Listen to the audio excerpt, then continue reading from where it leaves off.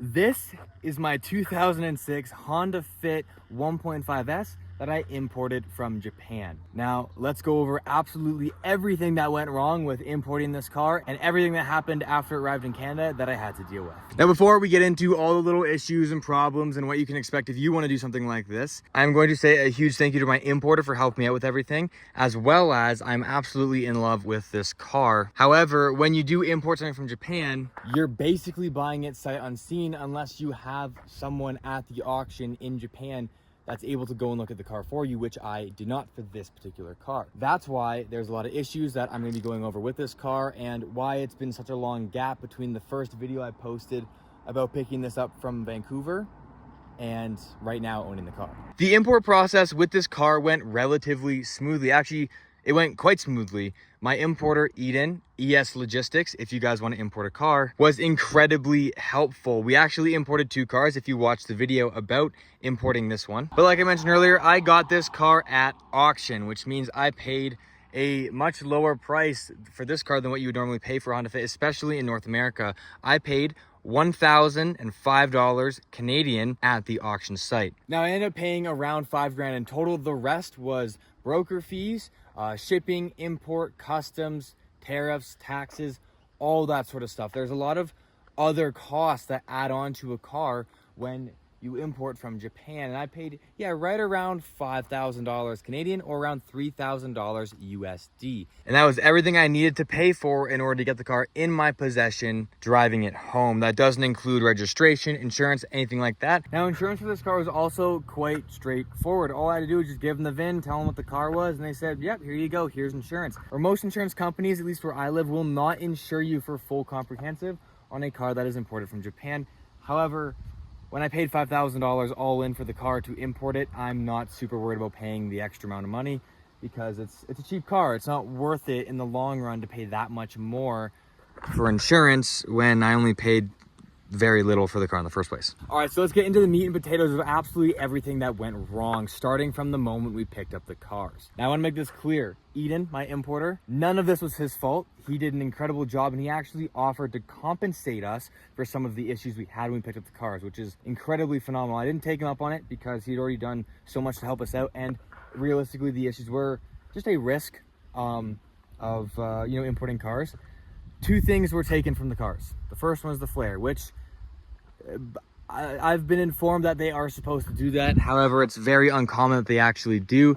Most of the time they just leave it. So unfortunately, we didn't get to keep our Japanese flares, which are kind of cool, but that's not the end of the world. That's whatever. The second thing that was stolen from the cars, and was not actually from my car, but from my father's Honda Fit, was the shift knob. Now, normally that wouldn't really be that big of a deal. It's just a shift knob. You can go buy another one. But the one that was in his car was a spoon shift knob, which I personally was very excited about getting because, well, it's a spoon shift knob. They're not exactly the cheapest, and it's cool.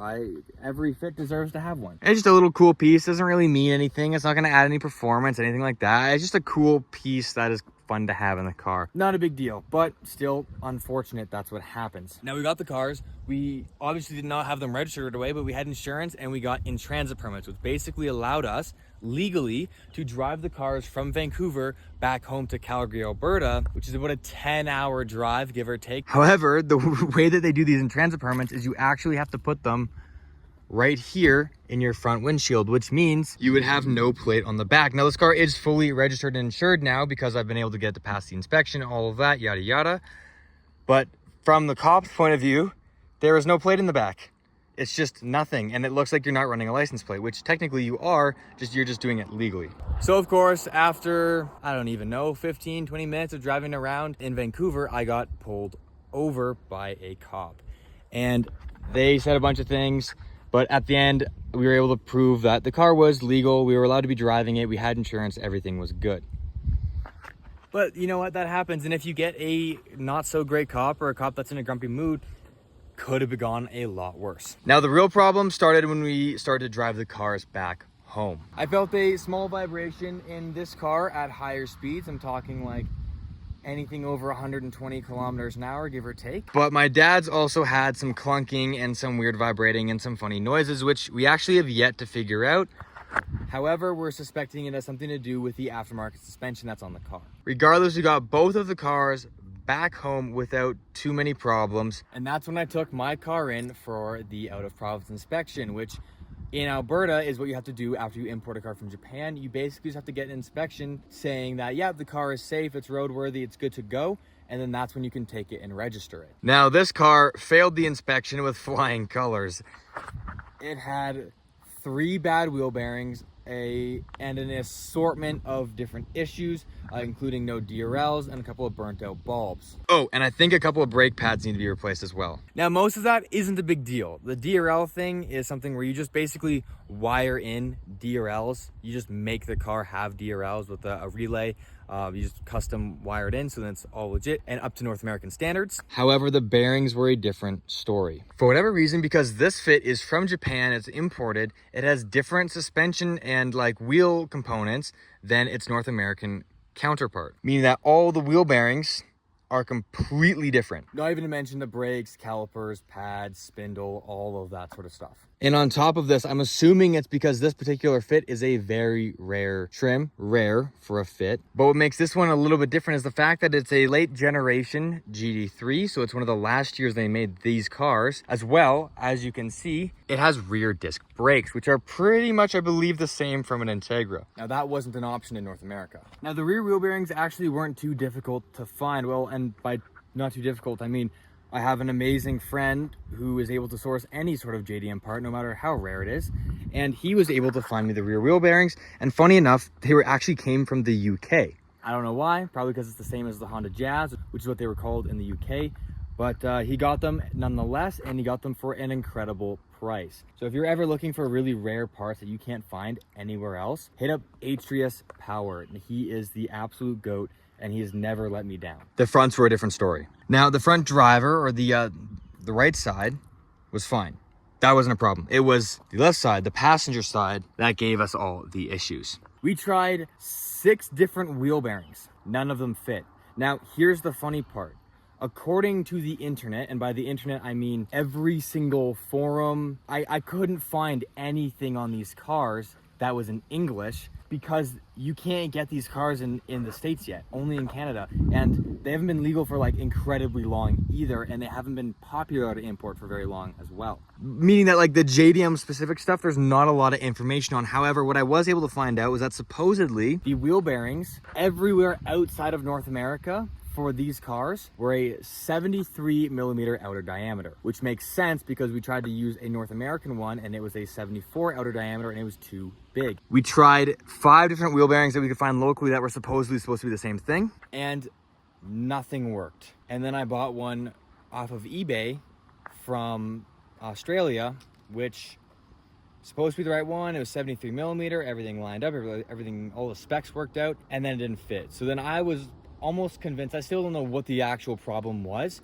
but I was convinced that it had to be an issue with the spindle, which finding a JDM version of that is going to be quite difficult. So I decided, another issue that happened, instead of continuing to spend money and fail, from we're going to convert the front end to USDM. And by front end, I don't mean like the body or anything so like incredibly that. Purely dry just that I actually the spindle and the feel components safe associated with driving it. them home. So that means so I had to actually buy these ones that are on the car hub in Vancouver. Calipers. Luckily, there's a very nice pads guy are who all was able to different give me from the these for a JDM good ones. deal off of Facebook Now, everything Marketplace, else on the car, and we were able to get the suspension car and wheel-wise, back home safely. matches up with that stuff, so I was able to bolt it up with a little bit of finagling, and we did it, and it worked, and then put the car back on the ground, and the toe in was terrible. It was so towed in that you couldn't adjust it to get it to where it needed to be. It maxed out the tie rods. So then I went and did the same thing, but for the driver's side, the opposite side. And now I was able to adjust it, and it still needs an alignment. We're still getting things sorted out,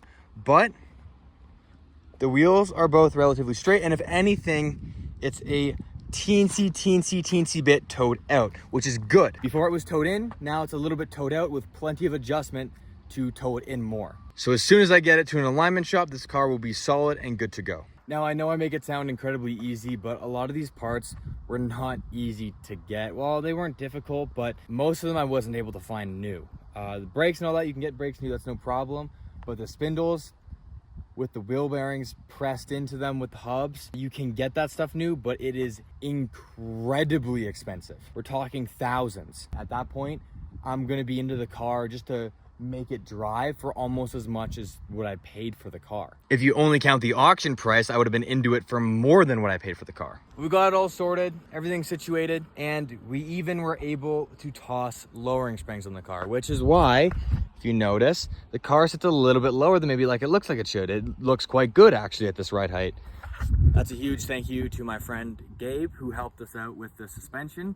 They're actually his old lowering springs that we put on the car, and thought might as well do that before we take it for an alignment. So that's pretty much the big runaround of all the issues I've had with the Fit. It doesn't sound that bad. It was annoying.